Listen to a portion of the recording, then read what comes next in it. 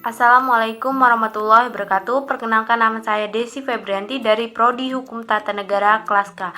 Di sini saya akan membahas materi tentang bangunan hukum Islam di Indonesia.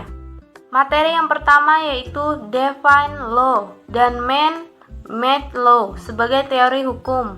Hukum Islam dikategorikan sebagai Divine Law karena aturan-aturan yang ada di dalamnya dibuat langsung oleh Tuhan untuk mengatur kehidupan manusia di dunia. Bila kita perhatikan pengertian di atas, betul-betul menempatkan hukum Islam sebagai entitas yang murni bersifat top-down dan melepaskan aspek-aspek historis sosiologisnya.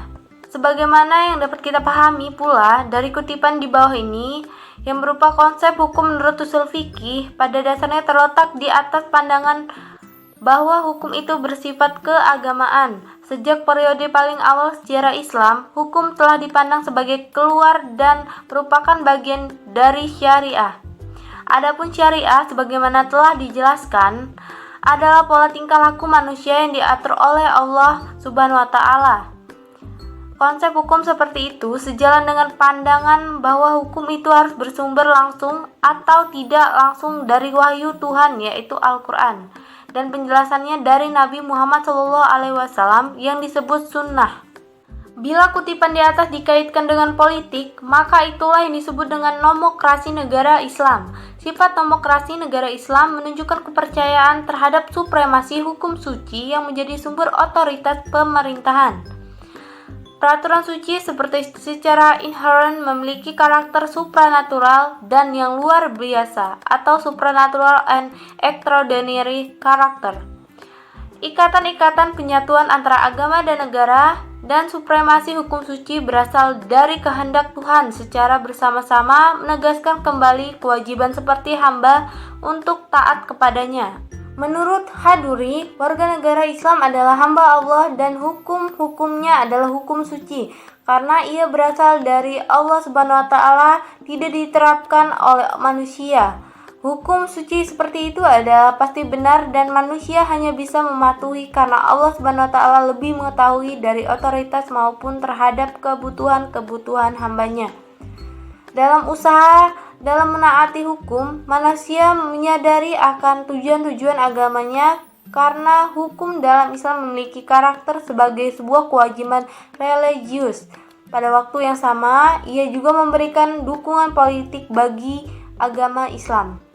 Pada kenyataannya, hukum Islam merupakan perintah Tuhan dan karenanya bersifat mengikat sebagai sebuah cita-cita agama yang berbeda dengan hukum buatan manusia atau man-made law dan dianggap sebagai fenomena sosial yang tunduk pada kebutuhan manusia dan nilai-nilai.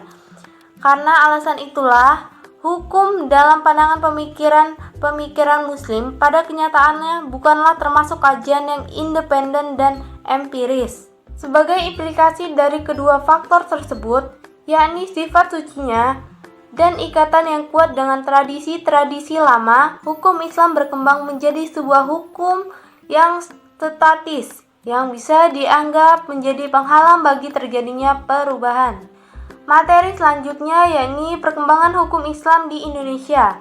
Pada bagian ini, kita akan mendiskusikan relevansi epistemologi hukum Islam Indonesia dengan pembangunan hukum Islam Indonesia dengan pembangunan nasional.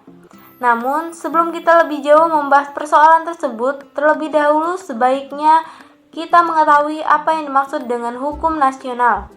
Mengapa kita membutuhkan hukum nasional dan bagaimana caranya kita mewujudkan hukum nasional tersebut? Melalui penjelasan terhadap aspek-aspek inilah kita akan mengetahui relevansi epistemologi hukum Islam dengan pembangunan hukum nasional. Pembangunan hukum di Indonesia. Dalam rangka pembangunan sistem hukum nasional, pemerintah menerapkan kebijaksanaan untuk memanfaatkan 3 sistem yang eksis atau living law di Indonesia, yaitu sistem hukum adat, Islam, dan Barat atau Belanda sebagai bahan bakunya. Ketiga sistem hukum sangat berkontribusi dalam pembangunan hukum nasional. Tatanan hukum nasional Indonesia harus mengandung ciri yakni sebagai berikut. Yang pertama yaitu berwawasan kebangsaan dan berwawasan Nusantara. Yang kedua, mampu mengakomodasi kesadaran hukum kelompok etnis, kedaerahan, dan keyakinan agama. Yang ketiga yaitu sejauh mungkin berbentuk tertulis dan terunifikasi. Yang keempat, bersifat rasional yang mencakup rasionalitas efisiensi, rasionalitas kewajaran, dan rasional kaidah dan nilai. Yang kelima yaitu responsif terhadap perkembangan aspirasi dan ekspektasi masyarakat. Selanjutnya yakni perkembangan hukum Islam di Indonesia. Dilihat dari sarana dan prasarana. Berdasarkan penjelasan di atas, tampak sekali dalam hal penetapan kebijakan hukum di Indonesia, pemerintah telah menjadikan hukum Islam sebagai bagian dari hukum nasional. Kondisi seperti ini tidak semata-mata terjadi di Indonesia, tetapi terjadi pula di negara-negara berpenduduk Muslim, baik yang memiliki konstitusi Islam maupun yang tidak memilikinya.